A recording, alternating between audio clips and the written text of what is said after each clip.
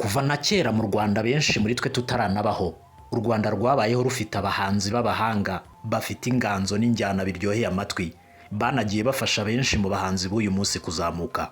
Uyu munsi ngiye kukubwira abahanzi 10 bakuze kurusha abandi mu Rwanda mu myaka, bafite izina riremereye bakanyujeho mu Rwanda.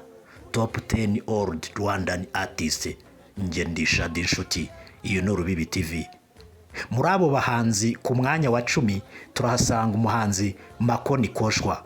Uyu ni umwe mu bahanzi bakanyujijeho bakunzwe cyane mu myaka yo hambere ya za 2005 mu ndirimbo ze nka Gaseke, Mujyane, Bonane n'izindi zagiye zinyura imitima ya benshi. Uyu muhanzi yavutse mu 1973, ubu muri 2025 yujuje imyaka 52. Ni umuhanzi wa 10 mu bahanzi bakuze mu Rwanda kurusha abandi. Ku mwanya wa 9 turahasanga umwe mu bahanzi bamenyekanye mu Rwanda by'umwihariko mu njyana ya gakondo. Ni umuhanzi w'icyitegererezo kuri benshi mu Rwanda no hanze yarwo. Uwo nta wundi ni Masamba Intore. Uyu ni umwe mu bahanzi bafite amazina aremereye mu ruganda rwa muzika nyarwanda. Inganzo ye yatangiye mu myaka 40 ishize, kugeza n'uyu munsi aracyakora, turacyayumva, irakunzwe. Uyu muhanzi Intore Masamba yabonye izuba mu mwaka w'1969, ubu muri 2025 afite imyaka 56. Ni umuhanzi wa 9 mu bahanzi bakuze mu Rwanda. Ku mwanya wa 8 turahasanga umuhanzi wamenyekanye i Rwanda no hanze yarwo, wakoze byinshi bizwi mu muziki wo mu Rwanda. Uwo nta wundi ni uwo bita Ben Kayiranga. Uyu muhanzi yubatse izina aho yamamaye muri mu muzika nyarwanda mu myaka 25 ishize. Yamamaye mu ndirimbo ye nka Only You, yayikoranye n'umuhanzi The Ben, iyitwa Isekere, Uwo mwana niwe, n'izindi nyinshi zitandukanye zagiye zimumenyekanisha. Uyu muhanzi yavutse mu 1967, bivuze ko ubu muri 2025 afite imyaka 58. Ni umuntu wa 8 mu bahanzi bakuze kurusha abandi mu Rwanda. Ku mwanya wa 7 nkurikira tugendane turebe, turahasanga uwitwa Mavenge Sudi. Tukivugira izina benshi muributse cyane. Ni umwe mu bahanzi bamenyekanye bidasubirwaho mu muziki nyarwanda mu ndirimbo ye nka Simbi, Gakoni k'abakobwa n'izindi nyinshi. Uyu munyabigwi yavutse mu 1967, bivuze ko muri 2025 uyu munsi yujuje imyaka 58. Ni umuhanzi wa 7 mu bahanzi bakuze mu Rwanda kurusha abandi. Ku mwanya wa 6 turahasanga umuhanzi Rurangiranwa Ngarambe François Xavier. Uyu ni umwe mu bahanzi bafite amazina aremereye muri muzika nyarwanda.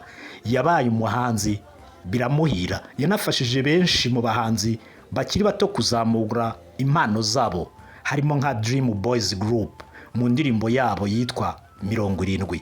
Uyu muhanzi Ngarambe yamaze mu muziki nyarwanda mu ndirimbo ze zawumazemo igihe na n'uyu munsi mu ndirimbo ze zikunzwe nka Umwana n'Umutware, Mama Mwiza n'izindi. Uyu muhanzi aza ku rutonde kuko yabonye izuba mu mwaka w'1963, ubu muri 2025 akaba afite imyaka 62. Ku mwanya wa 5 turahasanga umuhanzi w'icyamamare mu muziki nyarwanda witwa Mushayija Jean Paul, ni n'umunyabugeni. Uyu nawe yamenyekanye mu ndirimbo nka Dina, Elena, Nzaririmba n'izindi nyinshi zitandukanye zatumye amenyekana. Yavutse mu 1957, bivuze ko uyu munsi muri 2025 afite imyaka 68. Ni uwa 5 mu bahanzi bakuze mu Rwanda. Reka dusimbuke ku mwanya wa 4. Uribaza ngo turahasanga nde? Uyu ni umwe mu bahanzi tugiye kuvuga ukunzwe na benshi, bafatwa nk'icyitegererezo ndetse yafashije benshi. Ni umuhanzi w'umuhanga mu kuririmba ndetse no gucuranga ibikoresho bya muzika. Yakoze indirimbo nyinshi rwose ndetse afatanya na benshi. N'uyu munsi turacyamwumva kandi turamukunze. Mu Gisope ni ntagereranywa. Indirimbo ze nyinshi n'uyu munsi abahanzi benshi bazikorera icyo bita cover. Muri zo harimo nka Nshatse Inshuti, Hashize Iminsi, Urukundo n'izindi twumva kenshi kandi henshi. Uyu ni Rurangiranwa Makanyaga Abdul.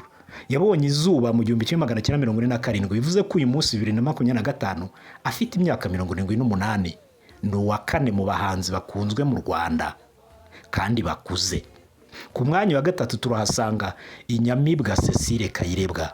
Ni umwe mu bahanzi kazi b'icyitegererezo kandi benshi bavomaho byinshi by'ubumenyi muri muzika.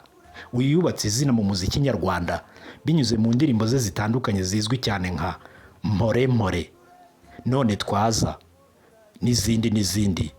Ndetse kandi uyu muhanzi yabonye izuba mu 1976, bisobanuye ko uyu munsi muri 2025 yujuje imyaka 79, bituma aza ku mwanya wa gatatu mu bahanzi nyarwanda bakuze kurusha abandi mu Rwanda. Ntujye kuri iyi ni Urubibi TV, nge ndisha inshuti. Ku mwanya wa kabiri turahasanga nde? Ni umuhanzi n'ubundi w'icyamamare i Rwanda ndetse n'imahanga.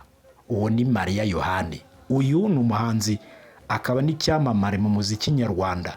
Ni umubyeyi. Mariya Yohani wubatse izina rye binyuze mu ndirimbo ze n'inganzo ye biremereye.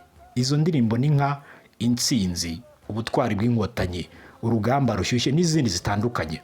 Uyu yabonye izuba mu 1943, bisobanuye ko uyu munsi yujuje imyaka 82.